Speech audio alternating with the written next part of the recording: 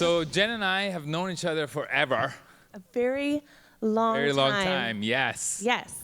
When I started coming to Coastal, that's where you guys were one of our first friends. I know. And we were in life group together. That's right. First life groups was Yep. with you. I was one of your first brown friends, I think. Oh, brother. I said You know what? We did a lot of life together. And I love that we still do life together. I remember when you met Angie. That's right. Yep. You invited me to a kickboxing class with Ange. We just talked about this because you wanted me to meet her. Yeah. I've never done a kickboxing class since your kickboxing class. So good. But I stayed friends with Angie, so it was worth it. That's right. Yeah. It's totally worth it. Yep. Well, we're going to talk about meekness today. So tell us, Jen, how often do you lose it? All the time. I had to do My it. husband tell you I have a very angry disposition. No, but I think sometimes there is a visible sense of losing it where maybe somebody shows an outburst of anger, but we can lose it in other ways too. We can lose it in an email that we respond where maybe it's passive aggressive.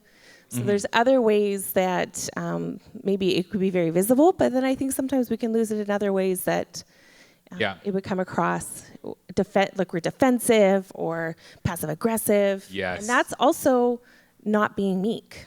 That's right, because really, meekness, it refrains from revenge and, like Pastor Dave said, defensiveness. Yeah. And that's, I think that's one way to look at it, even going into this week. If you are facing maybe criticism, how do you react to it? And maybe sometimes, a lot of times, it's actually helpful criticism, but we still come across very defensive. Yep. Yes. Have you ever had that happen before? I've had that happen. Well, I've been defensive of criticism, and I've afterwards have been very convicted. Or maybe had to clean up a bit of a mess because I got defensive, and I should have just maybe bit my tongue and not said anything. Absolutely, yeah. And I think a good point to make is if you have made a mess, which we all have, I've been defensive, you've been defensive, and we haven't come across as humble, meek, and gentle in our response, is we ask God for forgiveness, and then we ask that individual for forgiveness. That's so humbling. Oh, it's man. so hard. I've had to do Especially that where you kids, have to maybe? go, I've had to apologize to my kids. That's hard. Where I've reacted as a mom and I've had to say, I'm so sorry. I shouldn't have said that to you. And it's humbling as a parent because you're the very parent. humbling. Yes. I've had to do that at work. I've had to do that in business. I've had to do that with my husband. Like, oh, sorry, I shouldn't have said that. Yeah. And it's very humbling. Yeah, and that is, again, another, it's a fruit of meekness is when you apologize. Yep. Right? When you're like, forgive me for not having been meek. Because our flesh doesn't want to apologize. Our flesh doesn't want to be humble. And I think that's where you have to go to God in prayer and say, God, I'm sorry. Would you help me? Would you help me to go and apologize? Help me to make this right. Be courageous. It takes courage. God gives me the courage to allow that person to be open to hearing what I have to say. Let their heart be ready to receive and even if they don't, then I know before the Lord I did the right thing. Yeah, and that's where it's good to have friends, people that are in your life. That would help you even in that. You can pray with others, or you have friends that maybe speak to you and say, hey, you maybe struggle in some areas. That's humbling to say, oh, yeah, okay, I'm struggling there. I remember when I first started working at the church, so this was a while ago, and I was working with my dad as his receptionist, and then I started doing graphic design. This was when Tell us more. Let me share a story. I started doing graphic design, and I remember I started doing the church bulletin. This was like PowerPoint days. It was super fun, and my dad corrected me a lot and was like, "Oh, He tends to do that." And I want this changed. I receive it. Go back, go do it again. Go back, do it again. And man, I had like these really great creative ideas that I thought were awesome. And he was like, no, he hates. Do you want to know the color combination that Pastor Dave hates? Tell us. Is teal and brown. Pastor Dave hates those colors. You'll notice we never do anything with teal and brown because I tried. And it was sent back. many times.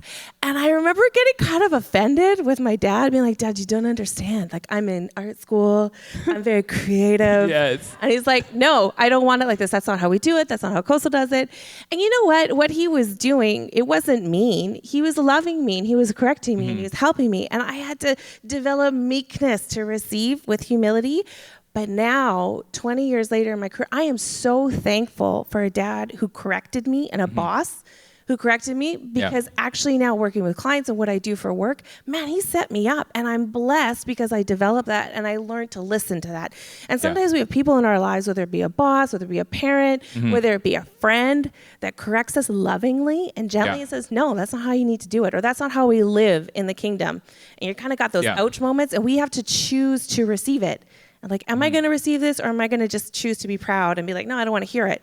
But if we hear it, I think part of that's part of the blessing that God gives us, right? Absolutely, yeah. And I think another point to make is, obviously, Pastor Dave is very meek. And so the way that he was kind to Jeff. It really was. It was very kind. And the meekness doesn't mean that we're mute or that we're passive, right? So we're allowed to say things even in our meekness. That's good. And so, how do we do that? And I think it's how can we be meek and assertive at the same time?